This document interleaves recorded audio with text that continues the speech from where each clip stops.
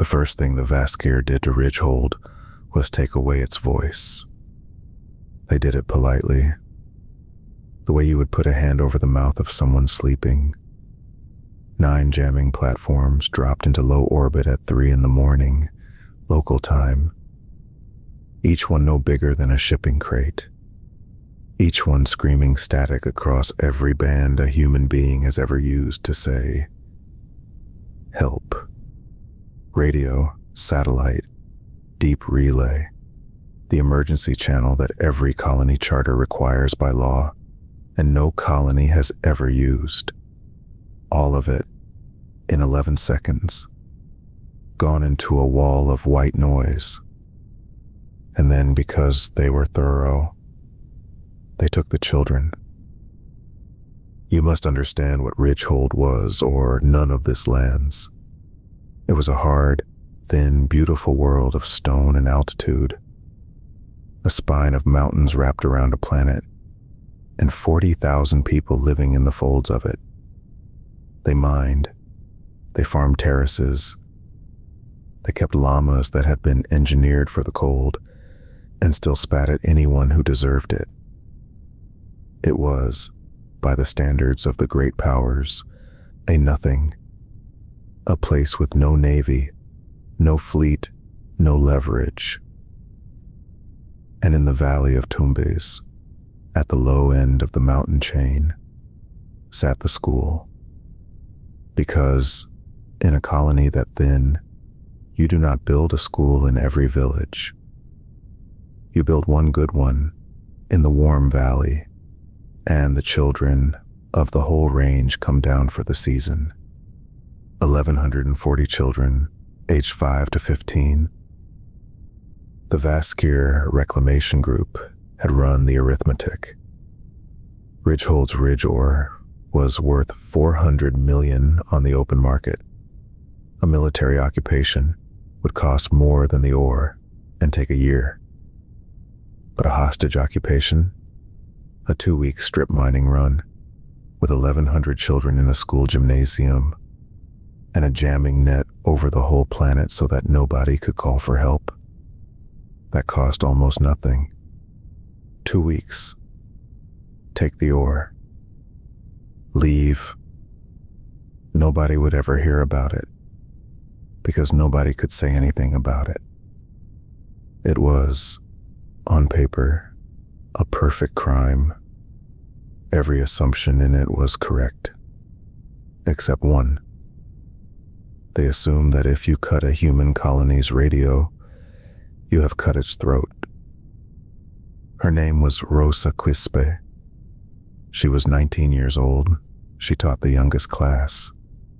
And she had walked down to Tumbes from the high village of Saxa at the start of the season with a bag of chalk and her grandmother's coat. She was not a soldier. There were no soldiers. She was a girl who was good at running, because in Saxa, if you were not good at running, you did not eat. The high terraces were 4 kilometers up, and the weather did not wait for you. When the Vaskir came into the gymnasium, she was standing between them and her class, which was not brave so much as automatic. And one of them looked at her the way you look at furniture, and told the room that everyone would be released in 14 days, if everyone was calm.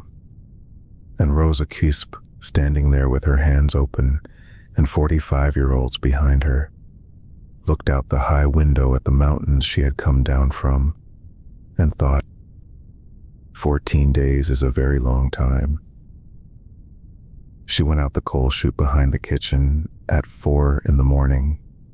She was not missed. She was, as established, furniture. And then she started to run uphill. Here's the thing the Vaskir did not know, because it was not in any file about humanity that anyone had bothered to write.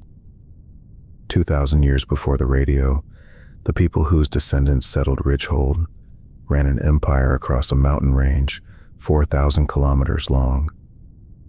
No wheels, No horses. No riding, as most species define riding.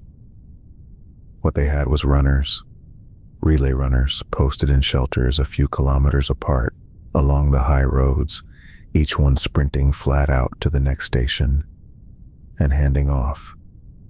A message could cross a continent of vertical stone in a matter of days, faster than a mounted courier could have carried it on flat ground. They carried the message in knots, cord, dyed and knotted in a code of position and color and ply. The whole administration of an empire tied into string, running up a mountain on the back of a teenager. The colonists of Ridgehold had not needed that system in 300 years. They had radio, like everyone, but they had kept it the way you keep a grandmother's coat. The relay shelters were still there along the high passes, mortared and remortared by kids on school trips. The cord was still knotted, badly, in every village school, as a history lesson nobody thought was useful. The signal mirrors were still mounted on the ridge cairns, tarnished, because polishing them was somebody's job in every village, and nobody had ever told them to stop. The Vaskir jammed the radio. Nobody had told them that the mountain still worked. Rosa Quispe ran 11 kilometers uphill in the dark and reached the first relay shelter at Kuntur Pass. And she was not the first person to think of it. She was only the first one to get there. And that is the same thing. She knotted the cord with fingers that would not stop shaking. She was a school teacher, not a keeper of knots, and her knots were clumsy, ugly, childish things. It did not matter. The code was not complicated. It had to say 3 things. Children taken, 9 ships, come. She tied it. She gave it to the 12-year-old shepherd who was sleeping in the shelter because his flock was up there and his mother was down in the valley, and he had been crying about it. And she told him where to run. And then, because the boy was already gone, and because she had one more thing to send, she climbed the cairn and unwrapped a mirror that had been polished by 4 generations of bored teenagers. And she caught the first light of the sun coming over the eastern ridge, and she threw it, a hard gold flash, across 9 kilometers of thin air at the cairn on the next mountain. And 30 seconds later, in the far distance, an answer. Somebody was awake up there.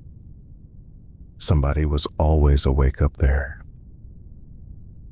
Hour 2. 3 passes lit. Mirrors from Kuntur to Antaya to the smelter road. And in the villages below them, drums. Because the mirrors carry a signal, but the drums carry a sentence. And every child on that mountain learned the drum code the same year they learned to read. Hour 5. The cord reaches Saksa. Rosa's own grandmother reads knots her granddaughter tied badly, and understands them anyway, and does not weep, and goes to the church, and rings the bell in a pattern that has not been rung in 300 years, and that every single person in that village recognizes instantly, because their grandmothers made them learn it. For nothing, abuela. For nothing. Nobody uses this anymore. Hour 9.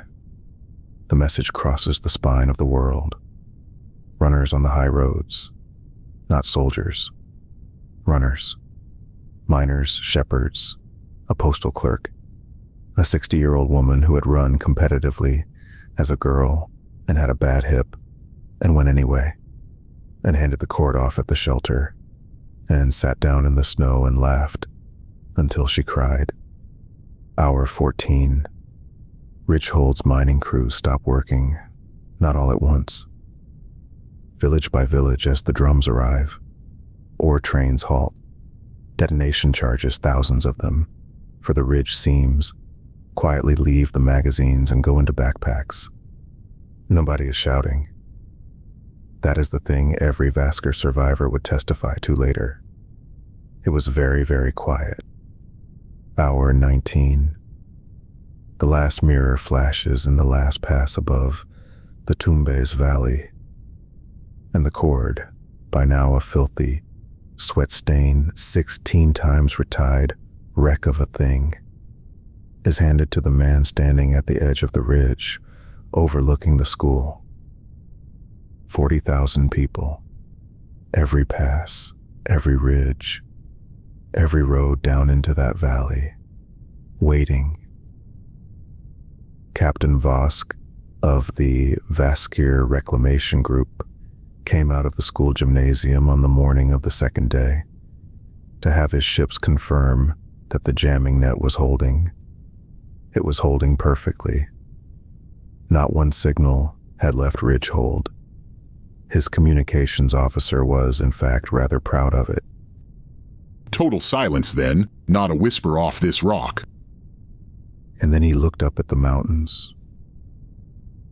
The high passes above the valley were lined with people, not moving, not shouting, not armed in any way his sensors could recognize. Because a mining charge does not read as a weapon until it is, and 40,000 people do not read as an army until they are. They were simply there, on every ridge, in the cold, watching him. And the light was doing something on the peaks, flashing from summit to summit, in a rhythm his officer could not classify, and his computer could not decode, because it was not encrypted. It was just old. How long have they been standing there? Nobody answered him. Nobody had to.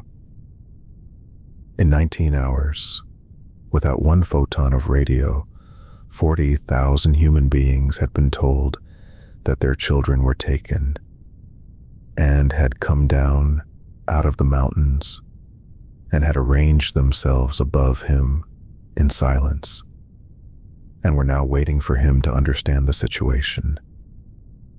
The children walked out of that gymnasium by noon. Everyone. The Vasker did not fire a shot because Vosk did the arithmetic a second time.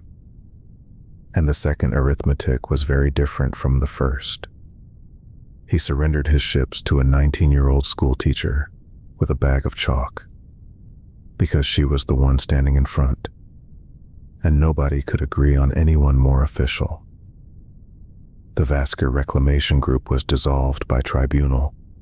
The ore stayed in the ridge. The school reopened on the fourth day.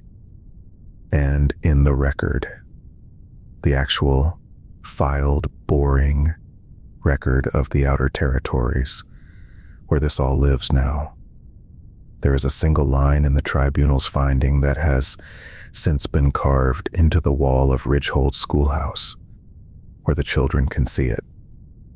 The defendants silenced every modern instrument on the planet and were then defeated by a mirror, a drum, and a rope. The galaxy keeps its files on humanity. The warships, the war ledgers, the kill counts. Fine. Let it. But out on the thin worlds where the air is bad and nobody is coming, they know the truer thing. Humans do not keep the old ways because the old ways are efficient.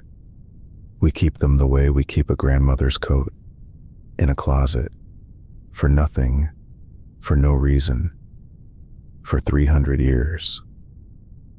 And then one night, the lights go out, and every one of us knows exactly what to do. That was the second entry in the Reckoning files. The one about the accountant who ended an empire is on your screen. New stories Monday and Wednesday. Subscribe. And if you ever cut the power on a human world, go outside. Look at the mountains.